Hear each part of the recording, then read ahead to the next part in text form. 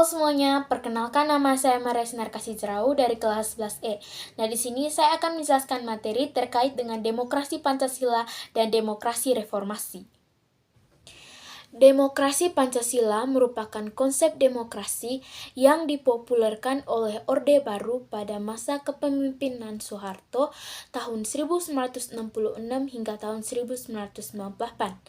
Istilah demokrasi Pancasila lahir dari konsep pemikiran yang kontra atau berlawanan terhadap demokrasi terpimpin pada masa Soekarno 1959 sampai 1965.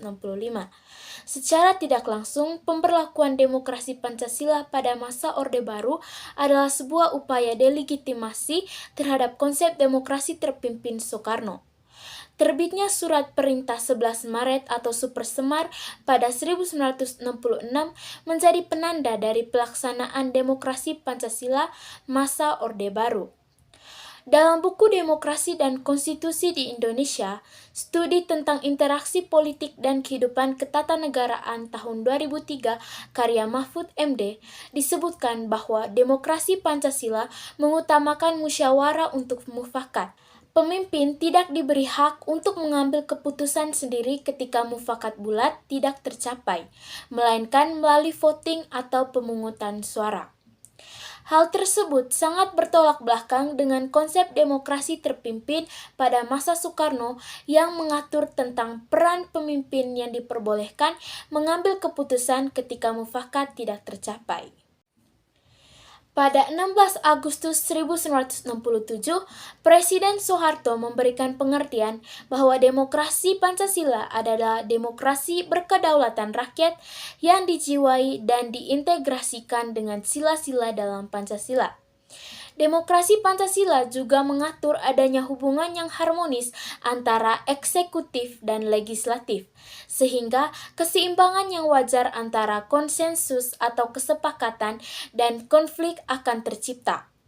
Oleh karena itu, lembaga eksekutif dan legislatif cenderung tidak bisa saling menjatuhkan. Selanjutnya yaitu penyebab kegagalan pelaksanaan demokrasi Pancasila mengalami kegagalan karena dalam praktik kenegaraan dan pemerintahan terdapat banyak penyelewengan. Dalam Jurnal Ilmiah Demokrasi dalam Sejarah Ketatanegaraan RI tahun 2014 karya Arif Wijaya, faktor penyebab kegagalan demokrasi Pancasila adalah yang pertama, rotasi kekuasaan eksekutif yang bisa dikatakan tidak ada.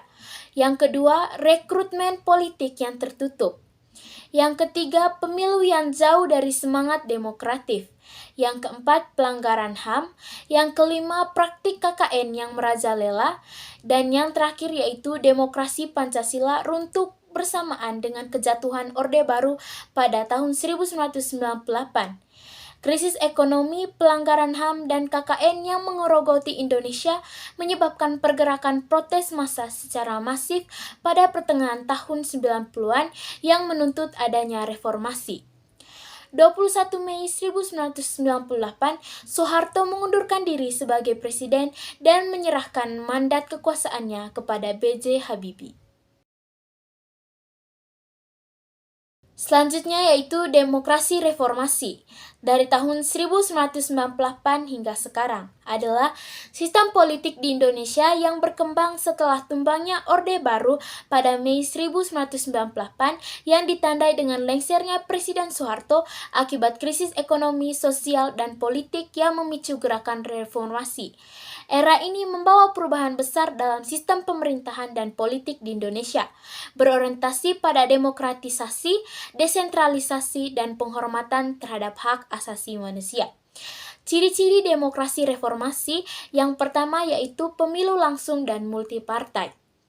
Sejak 2004, rakyat dapat memilih presiden dan wakil presiden secara langsung. Sistem multipartai berkembang dengan kebebasan membentuk partai politik. Yang kedua, desentralisasi dan otonomi daerah. Pemerintah daerah mendapat kewenangan lebih besar dalam mengolah kebijakan dan anggaran. Pemilihan kepala daerah atau pilkada dilakukan secara langsung oleh rakyat. Yang ketiga, kebebasan pers dan berpendapat. Media memiliki kebebasan lebih luas untuk mengkritik pemerintah dan mengawal kebijakan publik. masyarakat lebih aktif dalam menyuarakan pendapat melalui demonstrasi dan media sosial. Yang keempat, keterbukaan dan partisipasi publik. Peran masyarakat sipil semakin kuat dalam mengawasi kebijakan pemerintah. Transparansi dalam pemerintahan didorong dengan regulasi seperti Undang-Undang Keterbukaan Informasi Publik atau KIP. Yang kelima, penegakan HAM dan reformasi hukum.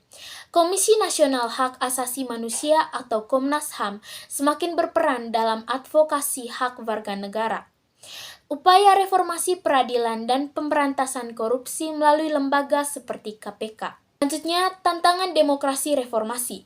Meskipun banyak kemajuan, era reformasi masih mengalami berbagai tantangan seperti yang pertama, korupsi dan oligarki politik. Pengaruh elit politik dan bisnis dalam pemerintahan masih kuat.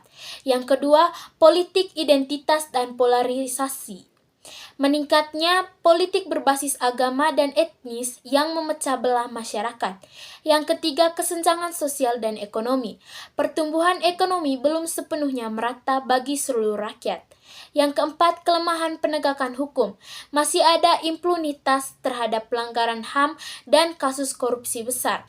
Meskipun demikian, demokrasi reformasi tetap menjadi tonggak penting dalam perjalanan politik Indonesia dengan berbagai upaya untuk memperkuat sistem yang lebih adil, transparan, dan inklusif bagi seluruh rakyat.